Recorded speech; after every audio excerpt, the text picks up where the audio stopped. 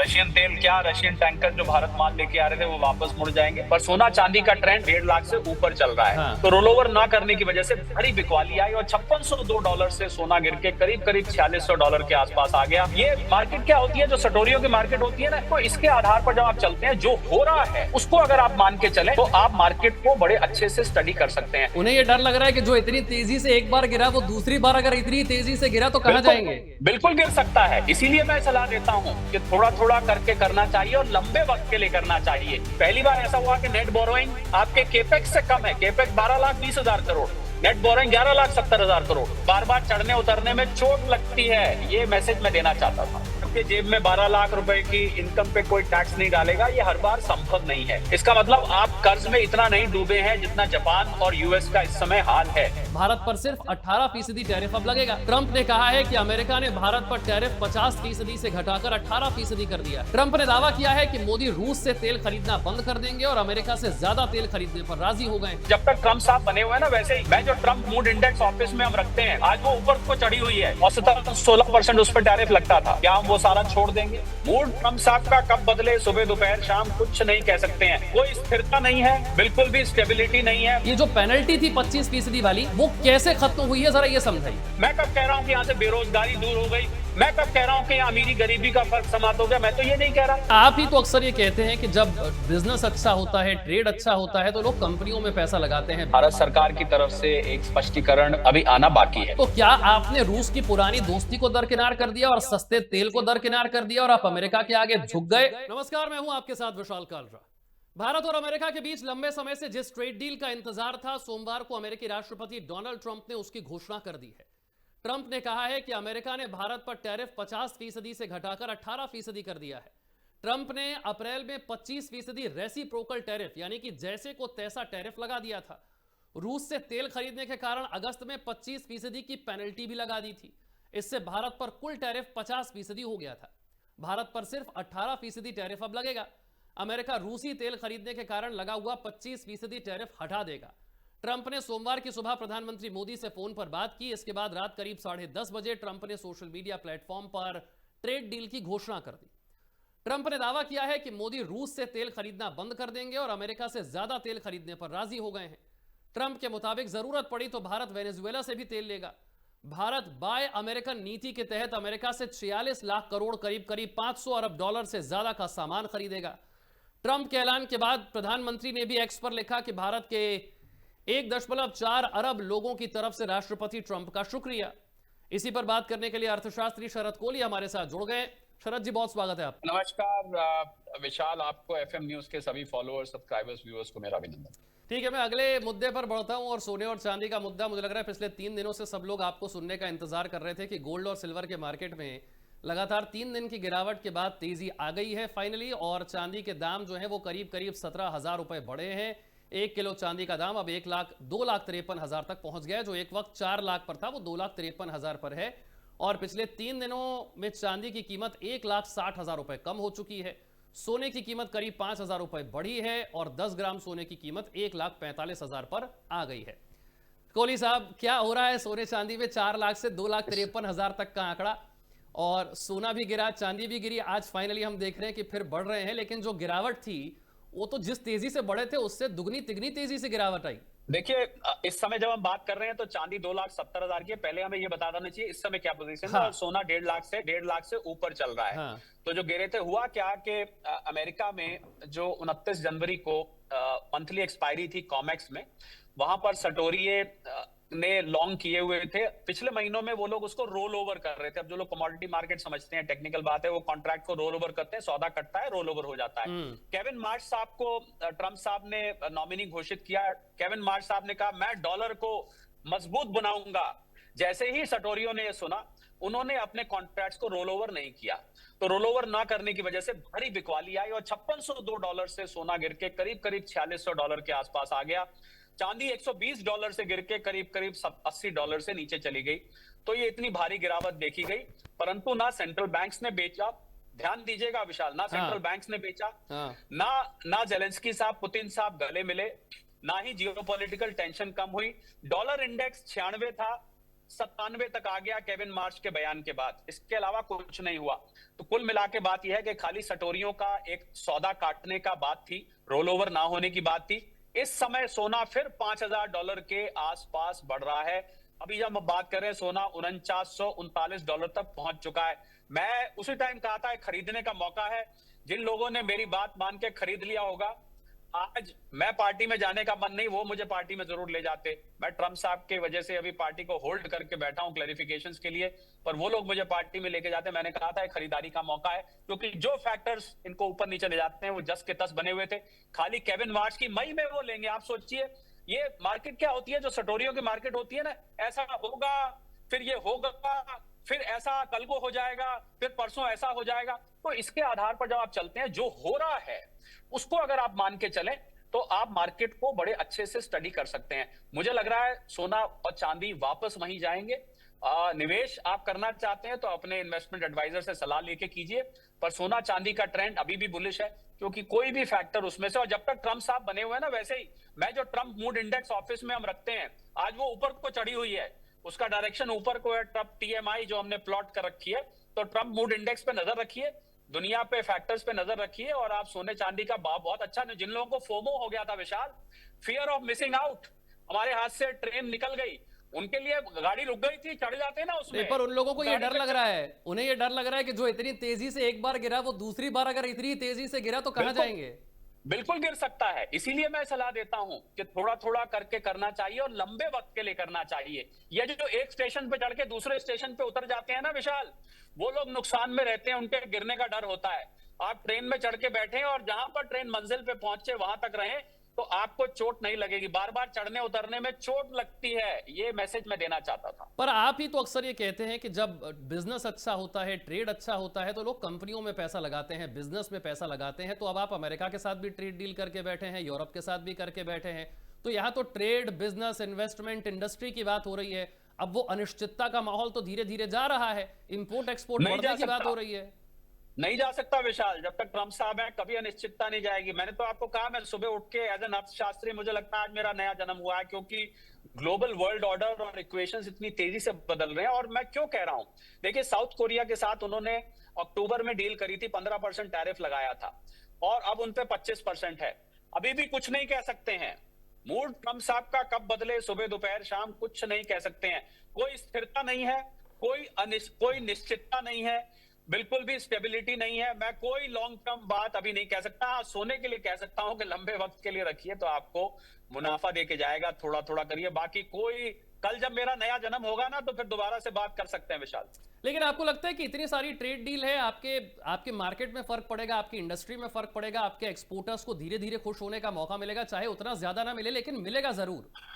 बिल्कुल मिलेगा। इतनी सारी ट्रेड डील्स हुई हैं, क्योंकि अगर हम ट्रम्प साहब को अलग रख के बात करें, तो ये ट्रेड डील्स बहुत ही फ्यूचरिस्टिक हैं।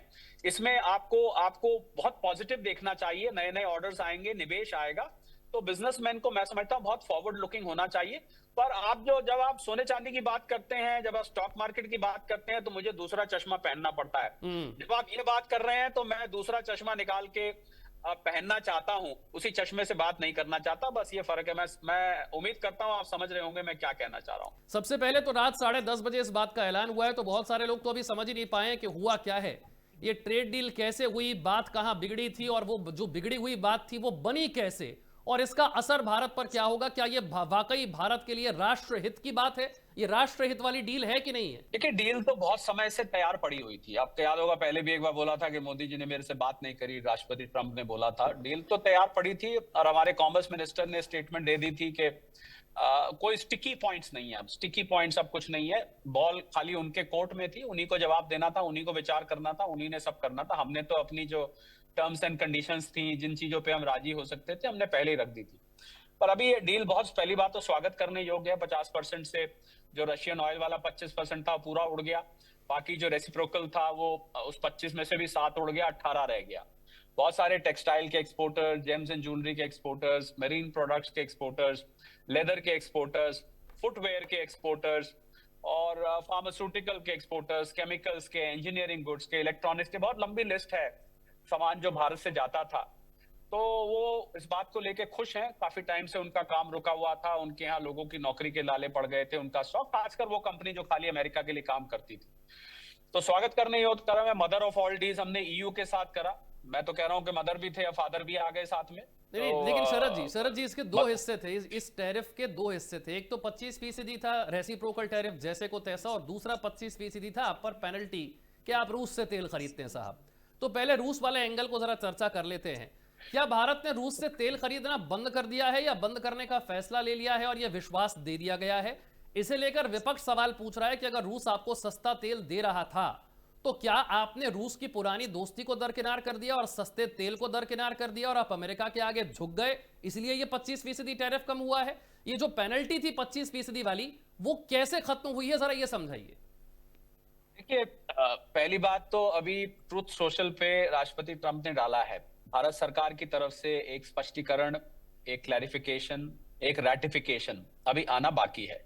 4 मुद्दे हैं, खाली रशियन ऑयल नहीं। मैं आपको 3 मुद्दे और भी बताता हूं जिसपे स्पष्टीकरण चाहिए। रशियन तेल क्या, रशियन टैंकर जो भारत माल लेके आ रहे थे वो वापस मुड़ जाएंगे। मुझे लगता है फ्यूचरिस्टिक है, ऐसा एक कमिटमेंट है कि भाई चलिए ठीक है, हम कालांतर में हम इसको कम कर दें। वेनेजुएला ऑयल की बात है, वेनेजुएला का ऑयल जो है उसको रिफाइनिंग करना थोड़ा कठिन है। रशिया का ऑयल स्वीट होता है, उसको रशिया अमेरिका में एक ऑयल होता है जिसको WTI कहते हैं, वेस्टर्न टेक्सास इंटरमीडिएट, और वेनेजुएला ऑयल भी वैसा ही होता है, उसको रिफाइन करना बहुत कठिन होता है और इसीलिए वो महंगा भी पड़ता है, हमको वैसे भी महंगा है। तो क्या वेनेजुएला का ऑयल फौरन आना शुरू हो जाएगा? ये भी फ्यूचरिस्टिक है। तीसरी बात थी, उन्होंने कहा सारा सामान अब यहाँ 0% पे आएगा अमेरिका का, तो यहाँ से 18 पे जाएगा, वहां से 0 पे आएगा। क्या इमीडिएटली ये शुरू हो जाएगा? क्योंकि 40-50 बिलियन डॉलर का माल अमेरिका से भी हमारे यहाँ आता था, अभी भी आता है, औसतन 16% उस पर टैरिफ लगता था। क्या हम वो सारा छोड़ देंगे? और चौथा पॉइंट उन्होंने कहा कि सारा का 500 बिलियन डॉलर तक हम पहुंचाएंगे, तो 500 बिलियन डॉलर भी फ्यूचरिस्टिक लगता है। तो ये सारी घोषणाएं, मुझे ट्रम्प साहब की थोड़ी सी आदत है कि वो they put words in your mouth, अंग्रेजी में कहते हैं, आपके मुंह में वो शब्द डाल देते हैं कि भाई ठीक है, मैं पहले कह देता हूं, फिर मैं आपसे मनवा लूंगा, आप ये कह दीजिएगा, ऐसे बोल दीजिएगा। तो मुझे लगता है इसमें ये घोषणाएं फ्यूचरिस्टिक है, जब तक भारत सरकार की तरफ से स्पष्टीकरण नहीं आ जाता, क्लैरिफिकेशन नहीं आ जाता। लेकिन क्या कोहली साहब आपको लगता है कि भारत इसमें कहीं झुका है? मतलब अपने राष्ट्र हित से हमने समझौता किया है, आपको ऐसा लगता है क्या? क्या वाकई में रशिया वाला तेल ज्यादा सस्ता था? क्योंकि अब तो बहुत दिनों से ये बात आ रही थी कि अब भी डिस्काउंट नहीं मिल रहा है रशिया से भी। इसको कॉस्ट बेनिफिट एनालिसिस से के नजरिए से देखा जाता है, गेम ऑफ नंबर्स होता है।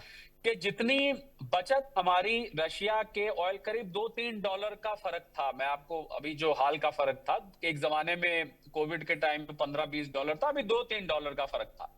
अब $2-3 को आप टोटल जो बैरल्स आए थे उससे मल्टीप्लाई करिए, इसको आप साथ रखिए उससे कि जो हमारा टैरिफ की वजह से जो हमारा नुकसान हो रहा था अमेरिका के टैरिफ लगने की वजह से, तो इसको वो कहीं बड़ा हो रहा था। तो इसको इस तरीके से देखा जाता है जब भी देखा जाता है।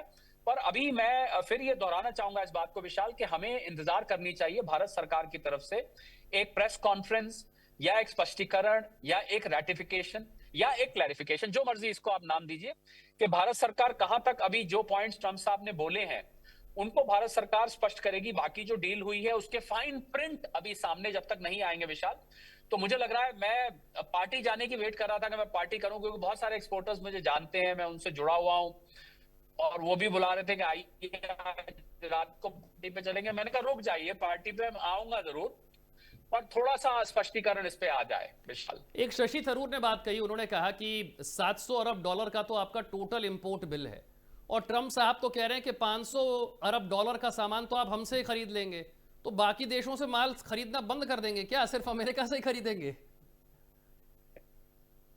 मुझे लग रहा है फ्यूचरिस्टिक रिमार्क है। आपको याद होगा पीछे जब फरवरी में बात हुई थी, पीछे जब ये डील की बातचीत शुरू हुई थी, तो उस समय टारगेट रखा गया था 2030 में हम $500 बिलियन तक भारत और अमेरिका के एक्सपोर्ट को ले जाएंगे। मुझे लग रहा है ये उस फिगर का, जैसे मैंने कहा कि वर्ड फ्यूचरिस्टिक यहां पर बहुत मायने रखता है, वजन रखता है।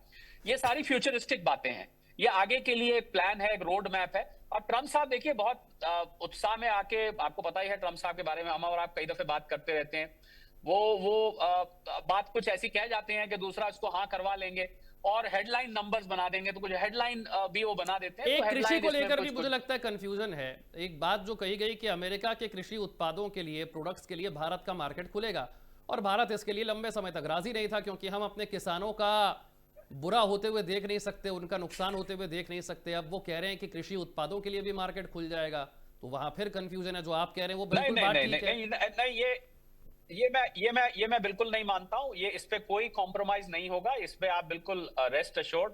हम उनके जेनेटिकली मॉडिफाइड क्रॉप्स यहाँ नहीं आने देंगे, हम उनके कॉर्न और वो सब यहाँ पर नहीं आने देंगे, हम ऐसा फॉडर नहीं आने देंगे जिसमें उनकी गाय भैंसे मीट खिलाया जाता है उनको। हम वो यहाँ डेयरी प्रोडक्ट, भारत डेयरी में दुनिया का सबसे बड़ा प्रोड्यूसर है, वो यहाँ पर सामान नहीं आने वाला है, इस बात से निश्चिंत रहें। वो जो हमने लाल लकीर खींची थी, वो लाल इसीलिए तो ये अटका हुआ था। अगर इस पे हम मान जाते तो बहुत पहले हो जाना था। अब तो ये उन्होंने मानी है बात, पर ये दो तीन चीजें हैं जिसपे मुझे लगता है हमें मैं पार्टी जाने से पहले ये स्पष्टीकरण की वेट कर रहा हूं।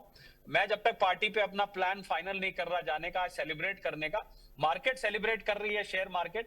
पर मार्केट तो मैंने आपको पहले भी कई बार कहा, एक छोटे बच्चे की तरह होती है। छोटी सी एक खबर आई और मार्केट इतनी खुश हो जाती है। आपने देखा बजट पे एसटीटी को लेके कितना जबरदस्त मार्केट ने रिएक्शन दिया। और मजे की बात यह थी कि जितनी मार्केट गिरी, सबसे ज्यादा एसटीटी उन सटोरियों ने ही उसी दिन सबसे ज्यादा ट्रेड किया। कितनी आयरॉनिकल बात थी, विडंबना जिसको कहते हैं। तो मुझे लगता है कि थोड़ा सा इंतजार करना चाहिए विशाल। हाँ, लेकिन आपने आप स्टॉक मार्केट की बात छेड़ी दी है, तो अचानक से सेंसेक्स 2300-2500 अंक बढ़ गया। आने वाले दिनों में स्ट्रेट डील का असर आप स्टॉक मार्केट पर कैसा देखते हैं? अगर ये स्पष्टीकरण पॉजिटिव है, अगर ये स्पष्टीकरण जो जिनका मैं बात कर रहा हूं ये हमारे फेवर में है और ये हमारे को कोई नुकसान नहीं पहुंचा रहे, जिन कंसर्न्स का आपने जिक्र किया, तो मार्केट, मुझे लगता है मार्केट में जो ट्रिगर चाहिए था वो आ चुका है। बाकी सच पूछिए तो मैं ट्रंप साहब की एरा में रोज एक नया अपना जन्म मानता हूं। एज एन अर्थशास्त्री मैं जब सुबह उठता हूं ना तो मेरा नया जन्म होता है। मुझे पिछला कुछ याद नहीं होता, क्योंकि पता नहीं दोपहर में क्या हो जाए, रात को क्या हो जाए। तो इसलिए जब तक ट्रंप साहब है तो कोई लंबे वक्त की बात करना बहुत कठिन हो जाता है। Let us take one day at a time Vishal, is what I would like to say. लेकिन आपको लगता है कि भारत के लिए चीजें पॉजिटिव डायरेक्शन में चल रही है? क्योंकि भारत जो टैरिफ वॉर हमारे साथ खेला गया, उसकी वजह से हमने दुनिया के कई देशों के साथ अपने ट्रेड वाले संबंध सुधार लिए। और शायद अगर अमेरिका के साथ सब कुछ पॉजिटिव चल रहा होता तो हम इतनी तेजी, इतनी तत्परता इन ट्रेड डील को लेकर नहीं दिखाते जितनी हमने पिछले 3-4-5 महीने में दिखाई है। बिल्कुल विशाल, देखिए मदर ऑफ ऑल डील्स हमने किया, अब फादर भी आ गए। हाँ। मदर भी आ गए, फादर भी आ गए, अब तो पूरी फैमिली हमारी पूरी हो गई। अब तो मुझे लग रहा है ट्रंप साहब की वजह से हमारा बहुत फायदा हुआ है। 1 और 1 11 हो चुके हैं। इसकी वजह से यूरोप से डील हो गई और यूके से हो गई, न्यूजीलैंड से हो गई, यूएई से हो गई, बहुत सारी हमने डील्स कर ली। और अब अमेरिका भी आ गए। दुनिया मेरी मुट्ठी में, इस प्रकार की हम बात कर सकते हैं अगर ये फेवर में बात आती है। परंतु थोड़ा सा सब्र रखें, मार्केट को भी मैं सलाह दूंगा, थोड़ा सा सब्र रखें, एक स्पष्टीकरण आने दीजिए, तब पार्टी पे मैं भी साथ में चलूंगा। बजट के बाद भी हम उस तरीके से कनेक्ट नहीं हो पाए, लंबी बातचीत नहीं हो पाई। बजट को लेकर के जो बदलाव किए गए, लोगों को लगा कि कोई हेडलाइन नहीं निकली है इसमें से, कुछ ऐसा नहीं निकला जिससे कुछ कमाल का होने की कोई संभावना नजर आती हो। आपको अब पेश हुए 2 दिन हो चुके हैं ये बजट को, आपको क्या नजर आ रहा है? क्या सोच करके इसे प्लान किया गया है? सरकार के खजाने में वाकई में कुछ देने के लिए नहीं है, या जैसा वो कह रहे हैं, नहीं साहब, विकसित भारत 2047 को ध्यान में रखिए, एक एक कड़ी जोड़ते जाइए, बस उसी में ये एक कड़ी है? देखिए सब बजट एक जैसे नहीं होते। पहले तो विशाल ये ध्यान रखिए, हर बजट आपको आपके जेब में 12 लाख रुपए की इनकम पे कोई टैक्स नहीं डालेगा, ये हर बार संभव नहीं है। हर बजट यूनिक होता है। मैंने अपने करियर में अब तक 40 बजट देखे हैं, कोई 2 बजट मुझे एक जैसे नहीं दिखाई दिए। तो भला ये कैसे हो सकता था? पिछले बजट में असल में लोगों की आदत खराब हो गई थी कि 12 लाख रुपए सीधे कैश जेब में आ गया था। आप भी टैक्स देते हैं, आपको भी फायदा इस साल हो रहा होगा। तो लोगों को क्या होता है, शेर के मुंह खून लग जाता है, तो फिर वो क्या है, वो शिकार ढूंढता है। तो बाकी बजट को जो मैक्रो नंबर्स है वो उन्होंने मुझे बहुत प्रभावित किया है। 4.4% का फिस्कल डेफिसिट, आम आदमी को फायदा कि आपके महंगाई आपको हिट नहीं करेगी। 56% की हमारी डेट टू जीडीपी रेशियो, जबकि ट्रंप साहब आपके स्क्रीन पे इस टाइम है, इनके देश की रेशियो 130% है। इसका मतलब आप कर्ज में इतना नहीं डूबे हैं जितना जापान और यूएस का इस समय हाल है। तीसरा, हमारा जो बोरोइंग है, net borrowing 11,70,000 crore, total borrowing 17 lakh. पहली बार ऐसा हुआ कि नेट बोरोइंग आपके केपेक्स से कम है। Capex 12,20,000 crore, net borrowing 11,70,000 crore. ये बहुत ही हेल्दी साइन है। बाकी देखिए, महिलाओं के लिए शी मार्ट, अब महिला गांव की औरतों को अपने काम करने को मिलेगा, 800 शी मार्ट खुलेंगे। हमारी बेटियां जो आती हैं शहर में पढ़ाई करने, उनके साथ हादसे हो जाते, गर्ल्स हॉस्टल बनेंगे हर डिस्ट्रिक्ट में, इस प्रकार के कॉरिडोर्स बनेंगे, रेयर अर्थ मिनरल कॉरिडोर्स बनेंगे, तो मैं समझता हूं कि इन अप्रत्यक्ष रूप से, इनडायरेक्ट रूप से आम आदमी को फायदा पहुंचेगा। हाँ, सीधा जेब में पैसा पहुंचाने वाली जो हेडलाइन थी वो नहीं थी, पर अब टैक्स पेयर्स की बात करें तो कंप्लायंस में बहुत सारी ईज की गई है। मैं उम्मीद कर रहा हूं कि जितने मैं कमेंट्स कर रहा हूं, सबसे पहला नीचे आपके कमेंट आना, ये देखो आ गए अंधभक्त, ये आ गए मोदी भक्त, ये अंधभक्त आ गए, ये भारतीय जनता पार्टी का प्रवक्ता है, ये राज्यसभा की टिकट चाहता है, वगैरह वगैरह। मुझे इस सब की परवाह नहीं है, मुझे खुशी होती है मेरे लिए कमेंट करता है, निंदक निर्य राखिए आंगन कुटी छवाए, बिन पानी साबुन के निर्मल करे सुहाए। करिए कमेंट, पर बजट को पॉजिटिव नजरिए से देखना चाहिए विशाल। मैं मानता हूं हर बजट एक जैसा नहीं होता है, बहुत फॉरवर्ड लुकिंग बजट है, विकसित भारत तक हमें पहुंचाने वाला बजट है। अरे साहब, ग्लास आधा भरा हुआ भी तो है। मैं कब कह रहा हूं कि देश से गरीबी चली गई, मैं कब कह रहा हूं कि यहां से बेरोजगारी दूर हो गई, मैं कब कह रहा हूं कि यहां अमीरी गरीबी का फर्क समाप्त हो गया। मैं तो ये नहीं कह रहा, मैं तो कह रहा हूं ग्लास आधा भरा हुआ है। आप खाली देखना चाहें खाली देख सकते हैं। नहीं, मुझे लगता है कि हमारे दर्शक आपके एनालिसिस को बहुत पसंद करते हैं। कुछ कमेंट छोड़िए, जो लाखों में व्यूज हैं, जो लोग आपको देख रहे हैं और आपके एनालिसिस का इंतजार करते हैं, वो ये बता रहे हैं कि आपका एनालिसिस उन्हें कितना पसंद आ रहा है और आपकी बातों को वो फॉलो कर रहे हैं। मैं उस प्यार का ऋण कभी चुका नहीं सकता हूं, कई जन्म लेके भी नहीं चुका सकता हूं। लोग मेरी बात से अगर उनको कोई फायदा होता है, मुझे लगता है मेरा आपके साथ जुड़ना सफल हो जाता है, बस मैं इतना ही मानता हूं। बहुत बहुत शुक्रिया शरद कोहली साहब, एक बार फिर हमारे साथ जुड़ने के लिए।